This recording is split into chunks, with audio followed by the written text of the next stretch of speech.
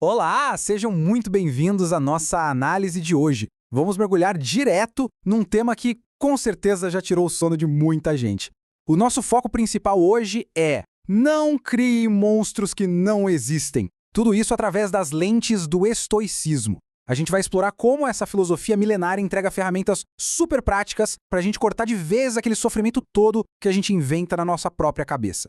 Ao longo da nossa conversa, vamos desconstruir alguns textos clássicos para entender como parar de alimentar medos irreais. Bom, vamos lá, direto ao ponto. Tem uma frase espetacular do filósofo Sêneca que resume tudo. Ele mandou muito bem ao dizer que a gente sofre muito mais na imaginação do que na realidade. É meio maluco pensar que, lá atrás, há uns 2000 anos, o pessoal já tinha sacado essa nossa mania de sofrer por antecedência, né? A gente gasta uma energia absurda antecipando dores que, na maioria das vezes, nem chegam a acontecer. E aí vem aquela pergunta que não quer calar. Por que será que a gente cria tantos monstros dentro da nossa própria mente? A mente humana tem essa capacidade quase mágica de pegar um probleminha qualquer do dia a dia e transformar num monstro gigantesco de 7 cabeças. E o resultado? Um estresse tremendo e totalmente desnecessário. A gente acaba lutando contra fantasmas imaginários em vez de lidar com os fatos reais. Vamos entrar agora na nossa primeira sessão, os monstros da mente e a ansiedade projetada. Sabe aquela ansiedade moderna que todo mundo sente hoje em dia? Pois é, ela quase sempre aparece quando a gente joga os nossos pensamentos longe demais, direto para um futuro que a gente não faz a menor ideia de como vai ser. O grande problema de ficar criando essas calamidades na cabeça é que isso acaba estragando totalmente o momento presente. A gente se transforma em vítima dos nossos próprios medos muito antes de qualquer coisa dar errado. É literalmente sofrer a dor de um desastre de mentira. Avançando para a sessão 2, vamos desmistificar o mito do estoico frio. Será que é para reprimir ou domar? Tem um equívoco gigantesco quando a gente fala sobre isso. Se você procurar estoico com um E minúsculo no dicionário, vai ver que a palavra é associada a reprimir emoções, engolir o chorro, ser um robô de gelo. Mas o estoicismo verdadeiro, aquele com E maiúsculo da filosofia, é exatamente o oposto disso. A ideia não é virar uma pedra, é reconhecer as emoções que a gente sente, entender o porquê daquilo e usar essa energia a nosso favor. O objetivo é curar os sentimentos ruins e não fingir que eles não existem. Isso ilustra brilhantemente um conceito fundamental, eudaimonia. É uma palavra grega que parece meio complicada, mas a lógica é simples. Eu significa bom e daimon é o seu espírito interior. Então, no fim das contas, a grande meta da vida para os estoicos era simplesmente o florescimento e alegria genuína. É sobre estar de bem com a sua melhor versão, vivendo em harmonia e não levando uma vida sem cor ou sem emoção. O que nos leva à nossa terceira sessão, o lobo interior e como domar essas emoções.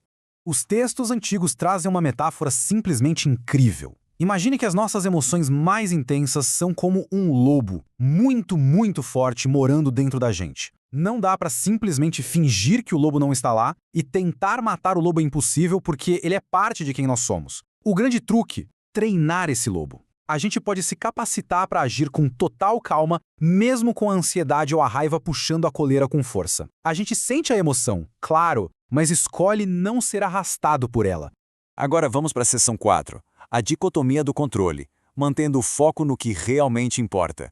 Pensem nisso por um segundo. Por que diabos alguém faria um boneco voodoo perfeito de si mesmo e jogaria no meio da rua para ser atropelado, pisoteado e mordido por cachorros? Parece uma loucura, né? Ninguém faria isso de propósito. Mas, de acordo com as fontes que estamos analisando, é exatamente isso que a gente faz psicologicamente todos os dias. O ponto central aqui é o seguinte: quando a gente fica esquentando a cabeça obsessivamente com coisas que vêm de fora, a gente está literalmente jogando esse nosso boneco voodoo na rua. A gente pega a nossa paz de espírito e entrega na mão de coisas que a gente não controla de jeito nenhum. Opinião dos outros, as notícias, o trânsito. Fazer isso é entrar de penetra numa montanha-russa emocional que a gente nem queria ir, deixando o mundo decidir como a gente deve se sentir.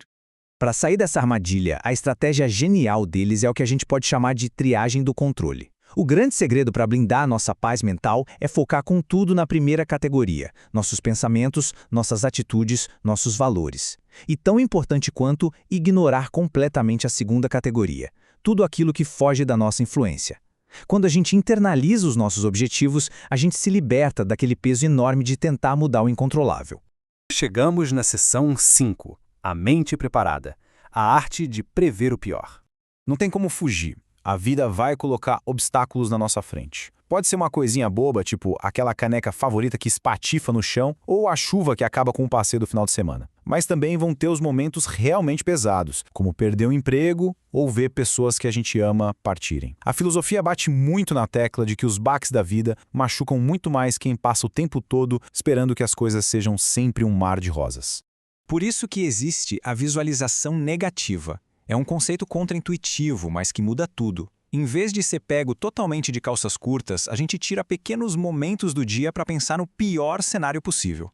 Parece pessimismo, mas na verdade, ensaiar mentalmente que as coisas podem dar errado impede que a gente desmorone quando elas de fato derem. Isso quebra aquela ilusão de que tudo está garantido para sempre e faz a gente valorizar muito mais de verdade as pequenas bênçãos que a gente tem agora. E a nossa sexta sessão traz o conceito de amor fati.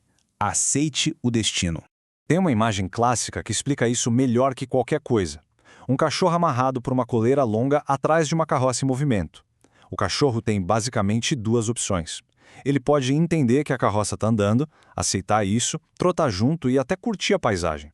Ou ele pode bater o pé, resistir com todas as forças, latir e adivinha, ele vai ser arrastado pela rua de qualquer jeito, só que cheio de dor. O caminho é exatamente o mesmo, mas a resistência é o que transforma a viagem num inferno. A gente pode escolher se adaptar e fluir com a vida ou brigar com a realidade e sair machucado. Mas olha, muito cuidado aqui. Não é para virar uma pessoa acomodada. O estoicismo prega o fatalismo, sim, mas só para o passado e para o que está acontecendo no exato momento. O que passou, passou. O agora já está aí. Ficar remoendo e desejando que tivesse sido diferente é um desperdício enorme de energia emocional. Mas nós não somos passivos em relação ao futuro de jeito nenhum. Exatamente por não gastar energia brigando com o passado, sobra toda a força do mundo para moldar e construir um futuro melhor. Toda essa estrutura que a gente conversou hoje se amarra no que chamamos de triângulo estoico.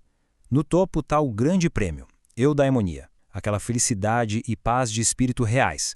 Para chegar lá, a base é focar no que se pode controlar e assumir total responsabilidade por como a gente reage aos golpes da vida. É tipo um manual prático para a gente se tornar alguém capaz de pegar qualquer problema e transformar numa baita oportunidade de crescimento. Para fechar a nossa análise de hoje, fica essa pergunta no ar. Os problemas nunca são acidentes de percurso. Eles são o próprio caminho de treinamento da vida. Então, da próxima vez que a adversidade bater na porta, e ela vai bater, o que a gente vai fazer? Vamos nos encolher como vítimas ou vamos usar a situação para crescer e nos tornarmos mais fortes? A escolha de como a gente reage, como sempre, está inteiramente nas nossas mãos. Valeu por acompanhar essa imersão no tema e até a próxima.